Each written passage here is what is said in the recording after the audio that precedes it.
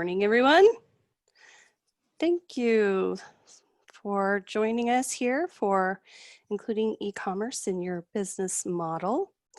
We're going to get started right away, recognizing and respecting everyone's time. So I'll dive right in, the introductions, and then I'll move it over to Eric, your presenter today. So I'm Erin Courtney. I'm the VP of Sales and Marketing at Earthling Interactive. Earthling Interactive is a web application and website development company. But more important than that, we solve business problems and we use the internet and the tools on the internet to solve those business problems. E-commerce being one of those most essential problems that we help folks solve. So before we get started with today's presentation, I want to make sure that I recognize the organizers and the sponsors for the Forward Festival. This is my personal favorite event, favorite business-related event. It's just a great collection of people really dedicated to the Madison community, but also we've kind of gone global now with the virtual aspect of the conference. And we, as an organization, Earthling Interactive, we've been participating in Forward Fest. This is, I believe, our 4th year, and it's always a fantastic experience. So thank you all for joining us. If you've come in through Forward Fest through the app, welcome. And if you've joined us through Eventbrite, we're so happy to see you. Another little tip on that is if you've come in through the app, I hope at the end of the presentation that you'll please complete the survey that you're prompted to complete after the presentation through the app. It's very helpful to us. We learn a lot about how we can improve our presentations and what it is that people are looking for. Likewise, you'll receive an email if you came in through Eventbrite with a request to complete a survey, so you can do it there too as well. Thank you very much ahead of time for doing that. So we're going to get started today and talking about e-commerce. Now, e-commerce is, as I mentioned before, one of the most vital aspects of a business engagement with the internet. That's how you accept funds, money to keep your business going. And it is a very complex world. And as I'm sure you're all aware, there are issues around security, there are issues around user experience that you need to keep track of. And you need somebody you can trust to help you get that done. And that somebody, in my world, is Eric. You'll find out a little bit more about Eric when he introduces himself, but something that I hope he brings up is his experience as a mountain and an ice climber. And as you might imagine, trust is absolutely vital when you're doing those kind of risky activities. And to some extent, e-commerce is a risk. You're putting yourself out there, your most precious asset, and you need somebody to help you navigate that world, someone that you can trust to give you good advice, to warn you when things might not be very good, or that you might be making decisions that aren't in your own best interest, and someone that will dive in, get under the hood, scrape their knuckles, and solve your problem. And that's Eric. Eric's our director of e-commerce at Earthling Interactive, and I'm happy to introduce him. One quick note before he gets started: we encourage questions. He's an expert. You're going to want to have the benefit of his knowledge. Please submit your questions in the chat, and then at the end, I'll be moderating that QA. So with that, I'll hand it over to Eric. Thanks, Erin. Good morning, everybody. Well, like Erin said, my name is Eric Landmann. I'm the Director of E-commerce for Earthling Interactive, and I'm the subject matter expert for e-commerce matters. Today, we're going to talk about integrating e-commerce into your business model. And the reason the topic is what it is because this presentation is kind of wide-ranging. It's for startups as well as mature companies, so we're going to touch on a lot of points. We don't have enough time to introduce all the participants here, which I personally find interesting, but feel free to put your interest, not just your questions, but also your interest areas in the chat box too. I think participants find that interesting.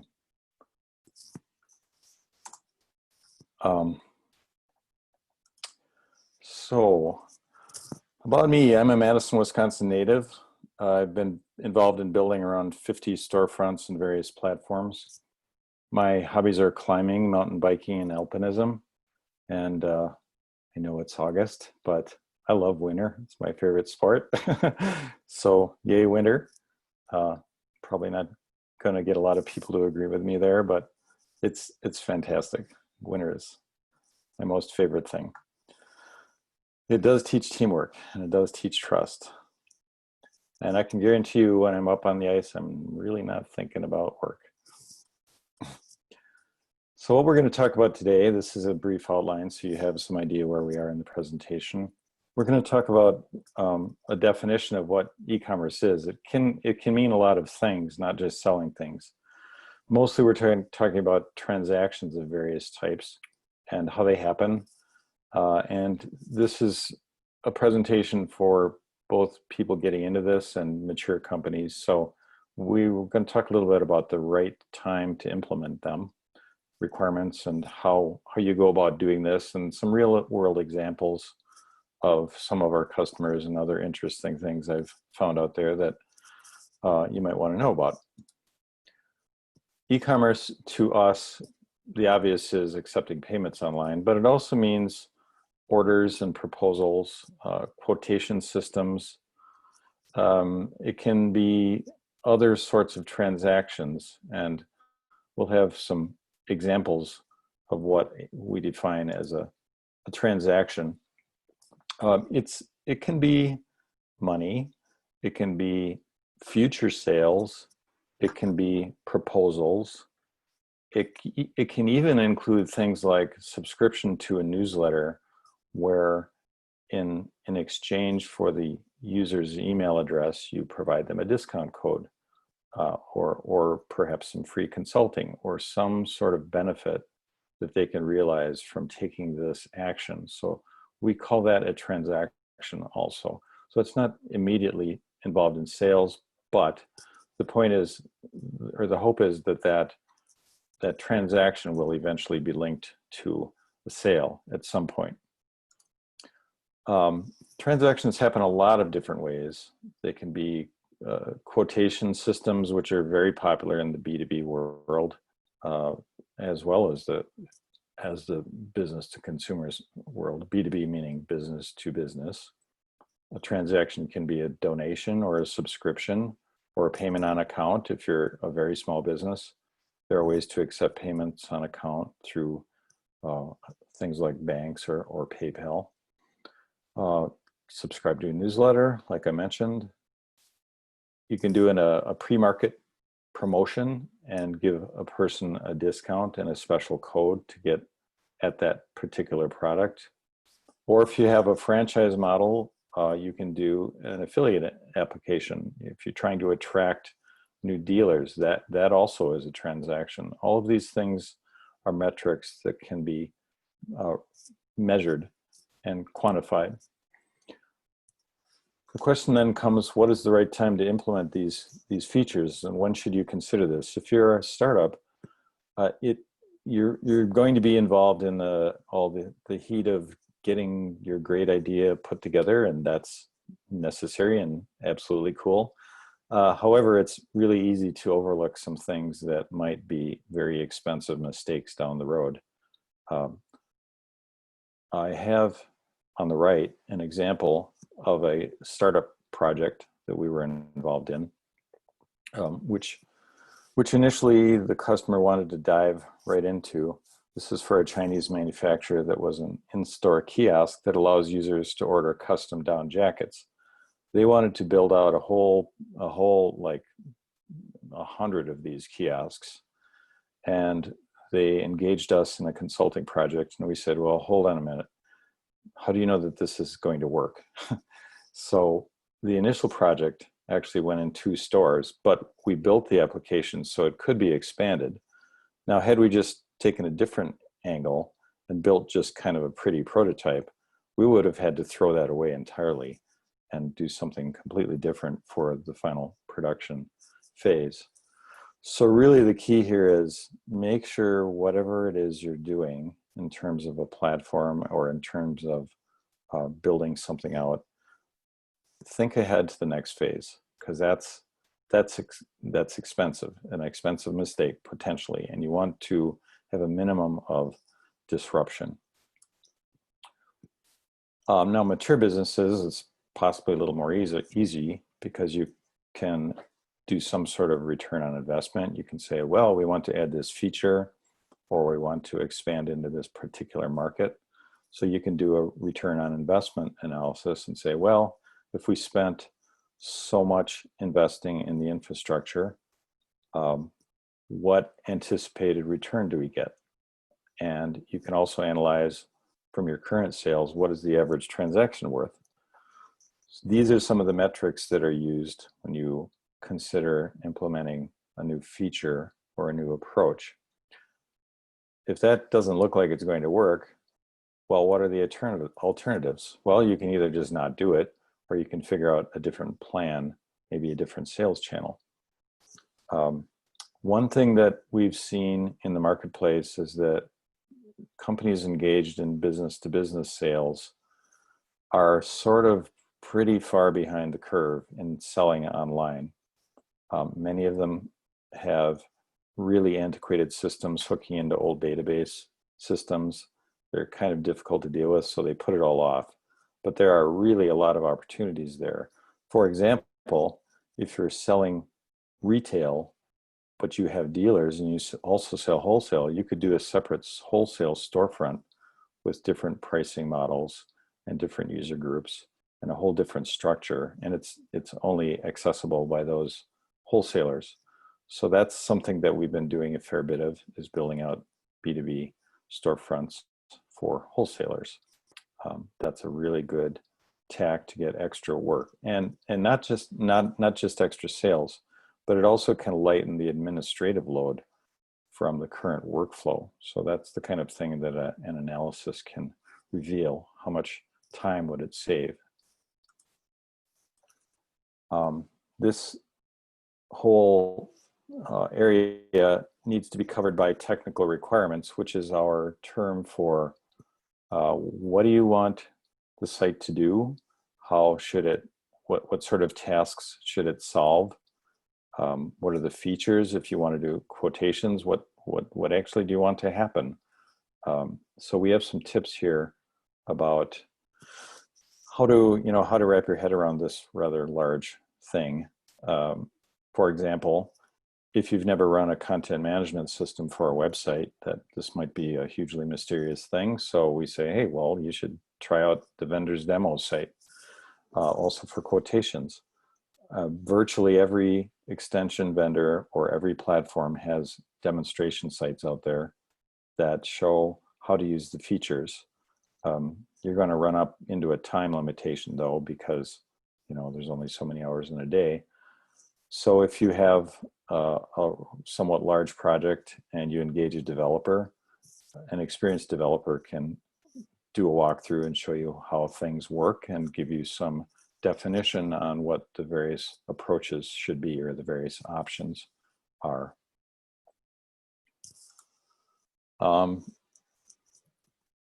Another question is looking a bit farther, or actually even if you're in early stage, if you've got an idea and you want to do some marketing, what do you do with those leads? Suppose you have a contact form that people are interested, and then, then what happens? Do you have some sort of follow-up program or an ERP system, that's a marketing automation system, that will do things automatically to help engage that user? The link there, the key to digital marketing success, is a link to my colleague Vince Rose's Forward Fest presentation of just a few days ago, and it has lots of helpful information in there about how these systems work and some examples with screenshots to give you some ideas and direction there. This is one of those topics that people, it's kind of a black box, so they avoid it.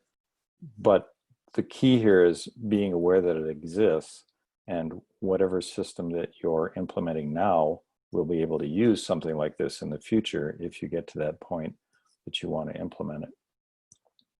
So some other questions that are, do you have a dealer network, and how do your dealers want to interface with this? Get the dealers involved, get the buyers involved, get the administrative people who fill orders, and even the warehouse manager, whomever it is that does shipping. Get them involved in the whole process so they're not surprised by a new launch. Unfortunately, this is a common thing we run into every once in a while, that there's this shiny new website and the administration is trained in how to use it, but they don't go down the chain to show other people in the organization what sort of impact it will have on their jobs and their daily processes. So that's kind of a problem that can cause some friction. So quite a lot of planning is needed here. Another question for you is, do you need some sort of form system? A lot of business is done through forms, and this kind of crazy example on the right is one of my customers. This is actually a form with lots of different options. Things happen if you click on various things. So this is a way that they get business by receiving requests for cell line analysis.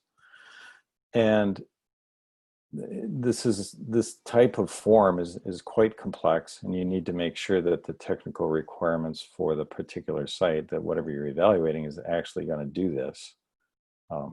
This is frequently the kind of thing that a developer gets involved in, and that's where demos can help quite a bit. A key question here too is, how do you measure success? If success is the number of people who fill out a contact form and then you follow up with, that metric needs to be tracked somewhere. And it also needs to be put into a phase, like who's going to do that and where is that going to happen? So we have some tools as developers that help sketch that out. One of those is this screenshot on the right is kind of a virtual stick note application, which is kind of cool since everybody's doing things virtually nowadays. I think it's a technique that was sort of really made popular by Google, using these stick note kind of rapid fire ideas. That's one tool. So the process is we gather the requirements, and this frequently is done through working very directly with the customer, or the customer can do it themselves. Establish a budget and timeline, and that sometimes comes top down from the management. They say, oh, we have this much money to spend and we need this done in 6 months or whatever their deadline is. Or it can be the other way around. You can say, well, here's the requirements. What is this going to cost? That usually involves quite a rather involved process to go through and evaluate it all. And what we do then is we consider how to implement these features.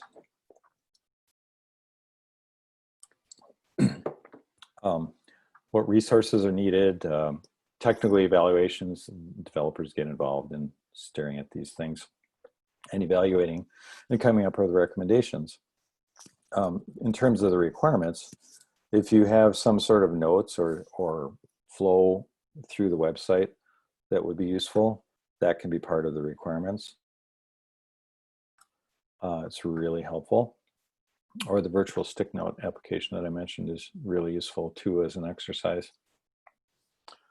I wanted to determine, to tell you what the term stakeholder means. It means different things to different people, but in this example, what we mean by a stakeholder is management with decision-making skills, because if management is not involved, then, we've had projects where people have gone and just said, oh, we're just going to do this. And next thing we know is like, well, there's half the budget we thought there was going to be.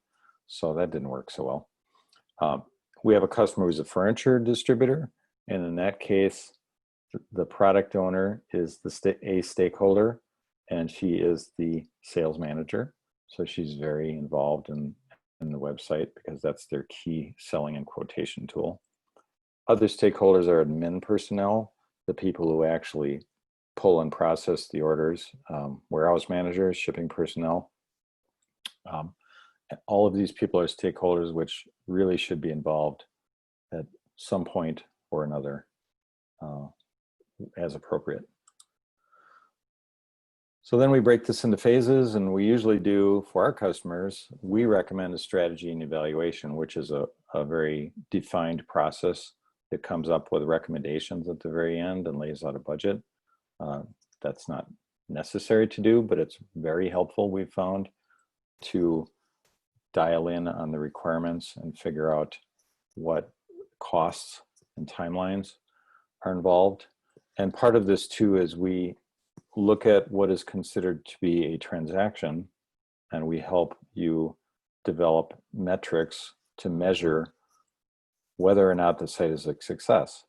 So if you consider a transaction to be 50 quote requests per week, we can track that. There are ways to track these sort of metrics, and we can help with that. And you can learn a lot about that yourself too. So we're going to look at some real world examples of things that we have built and other things that I've found out, found that I thought were kind of cool and useful. A couple different types of quotation systems or purchases, custom products. Not everything is out of the box, so there are manufacturers out there that need that. Different types of donation forms, ways to support retailers that manufacturers can use, and different newsletter signups. So this rather boring page is from a customer that sells water heaters, and they have a selling model where they only sell through representatives. You actually cannot buy this thing on their website. You need to go through a rep. So when the general public comes to this, this is what they see. The idea is to direct the users to click that get a quote button, and that puts them into this form. This is a conversion for this, or a transaction for this particular site, because what they're interested in is to get a hot prospect who's interested in a particular model with SKU. They know which product URL they were looking at. They have a drop down where they can select what area of the country they are in, so they can select a rep if they know that. So that email gets jetted off to the administrative product managers and also to the sales reps. So the product managers can track that lead, and the sales reps can then respond accordingly. So that's a pretty cool system. Now, if you are a rep and you come to that page and you log in, you see a lot of other information, and the reps can actually place the orders on behalf of the customer. So that's a rather elaborate setup, but it's very useful in businesses with relationships or sales relationships where the reps are actually the purchasers. Here's a different site. This is a furniture manufacturer, and they both sell and do quotations. They've got a couple different markets, and that's why there's a couple different ways of doing things. So we understand their markets, and one of their markets is consumers. Might be a small daycare center that wants to buy a couple pieces of furniture, but a different market would be architects or development companies that want to build, say they want to build a hospital, and they have 10 children's waiting rooms. They want to buy 50 or 60 pieces of furniture to fit those waiting rooms. That's a good problem to have, but they want a quote. So they add all of these products to a quote. They get a shipping price. It goes to the administrator of the site. The administrator has the opportunity to directly talk to and contact this particular prospect, and it becomes a much more involved and I would say intimate sales experience instead of just buying something off a website. It requires a lot more hand-holding and interaction, and that has worked really well for them. This example is kind of different. This is a company that sells electrical components mostly to the scientific and defense industries. So what you see on the left side is actually a product page. You cannot buy this product on their site. The only way they sell is through purchase orders and government procurement contracts. The conversion in this case is two different conversions. Notice the link that says data sheet. That contains all of the electrical parameters for this particular component. And so they keep track of who is downloading these and how many of these data sheets that are downloaded. I should mention as an aside, this is a defense contractor, and if their information is not up to date, they are an ISO 9001 certified company. So if their information is not up to date, they could potentially risk losing their certification status. So this is a pretty high stakes setup here. And they are very pleased with this particular setup. But the other type of conversion is the request a quote. So if the, usually it's a purchase official or possibly an electrical engineer comes to this page and they look at these specs and they go, well, that's pretty close, but we don't really have a product that's exactly right. They can click the request a quote, and they can either get a quote for it or they can request a customized product. So suppose they wanted something with a volt rating of 4.87 volts. There's not a product like that. They can fill this out and get a reply and actually have a custom product manufactured. So that's pretty neat thing. This is a really straightforward example of a donation form. And this is a organization that helps provide bikes to underserved communities. And this is a really straightforward, click the button and it changes, like bronze is a certain level and silver is another level. And this money is connected directly to the Dream Bike's PayPal account. So this is one very simple integration that's basically a plugin for a WordPress site and a form, and the administrator gets notified. Really straightforward. Very popular with nonprofits, or this type of setup can also be used to receive payments for very small businesses. Instead of just doing a bank transfer, you can actually do it this way. Here's a slightly expanded version of that. This plugin, also for WordPress, allows recurring donations, and this particular one also hooks into PayPal. And it allows the user to do, recurring payments of every month, and it can be canceled by the user at any time, so it's very user-friendly on the PayPal side. Again, very easy to implement. Really does the job for them and no problems. When they do a promotion, they just direct the people that come to this site and make a donation. Works really well for them.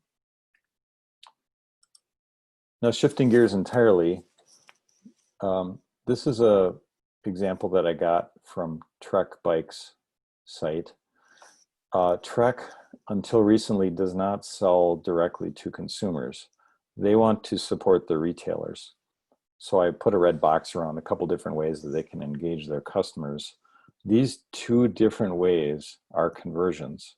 If somebody clicks to chat with us and they ask some questions of the staff, Trek will regard that as, oh, we have a customer who's engaged. That's a conversion for us. We're getting them interested in the project or in the product. They like that. Secondarily, the Find a Retailer will go to this screen. You've probably seen these before. It's got a kind of a Google Maps sort of interface on the right, but the left shows the dealers and where they are. This is some shops in Des Moines that'll sell that bike. Beautiful bike, by the way. Also, many of these sites will actually track inventory. We had done a site for a small bike parts manufacturer. They sell saddles and lights and fenders and things like that. So if somebody broke their light and they want to find one locally, it hooks into this particular feature, and it will actually say right on the left part of the page, 3 parts in stock. So the customer knows, assuming the inventory is right, that they can go to that store right now and get exactly what they need. And they can also call them up and say, hey, I'm coming over, I can reserve this. So this is a really cool, kind of exotic and rather complicated feature. And some of the last things I have here are 2 different examples of kind of sign up for a newsletter application. The top one I got from backcountry.com. This one's kind of interesting because it gives you one of those annoying pop-ups, and if you click it, the reward is, oh, right away you get a 15% discount. So that's actually kind of neat. You don't have to do anything else. You don't have to validate your email or anything like that. The one on the bottom is from Steep and Cheap, and that's a rather straightforward example of signing up for a newsletter. What they do then is they jet off an email. It goes into their marketing automation system, and you as a customer receive the email, and it has a discount code for your first order. Pretty straightforward e-commerce features right now, but there's many different twists to how this works. So those are 2 kind of pretty cool examples on that stuff. So those are some of the examples that I have that are out there in the real world, everything from very simple to very, very complex. And now I just wanted to talk about, if you're interested in this, how you could move forward.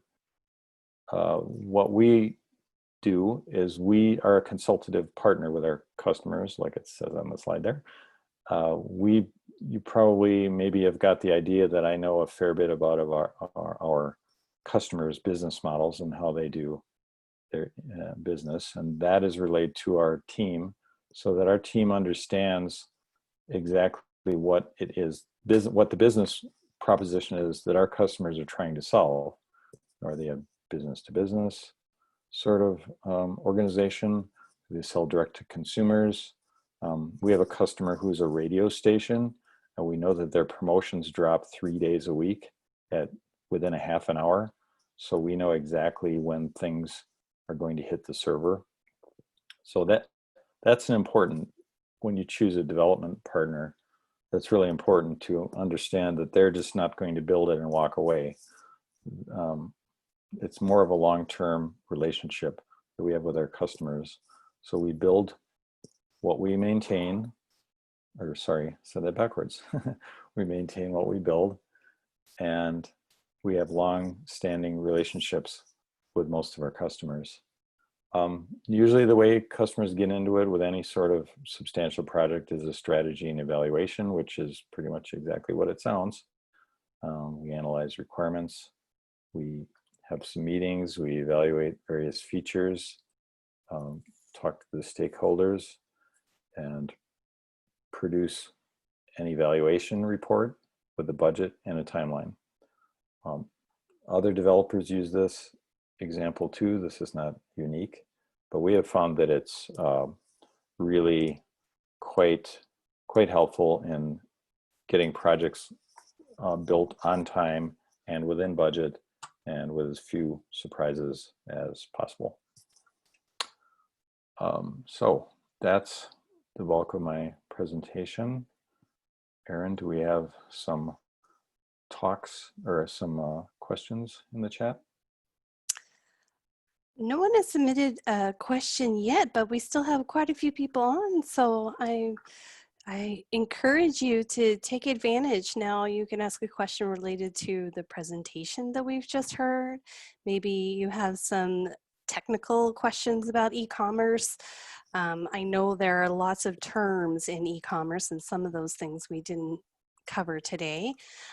So things that you'd like to get Eric's input on or feedback, please let us know in the chat.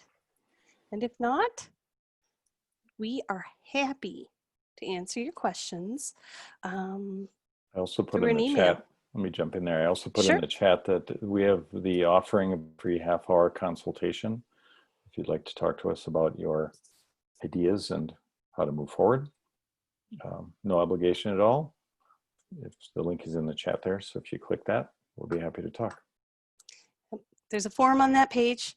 Click the form. Don't be thrown off by the emphasis on Magento. It just happens to be the form that gave us the most relevant information to an e-commerce question. But I do have a question, Eric, that just came in I see it. from Brian. Yeah. Yep. In your experience, what CRMs and marketing automation programs work best / are easiest to implement with an e-commerce site? The ones we've worked with the most are Salesforce and HubSpot.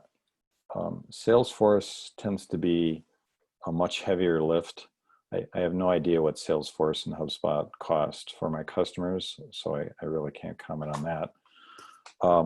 But this is Vince's area, the link that I presented earlier in the presentation about his ideas on this. But I know that we worked quite extensively with HubSpot, and a number of my customers have that, and they seem to be quite pleased with it.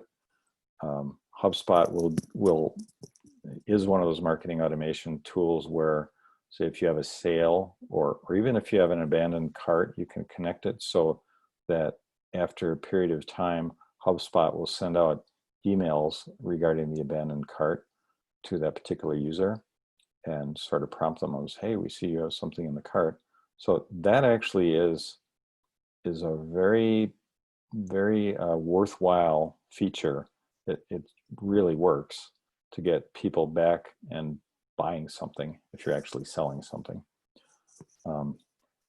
That's not my specialty area, but that's what I personally know about it. But I would encourage you to check that link out for Vince's presentation. It's got a lot of information in there.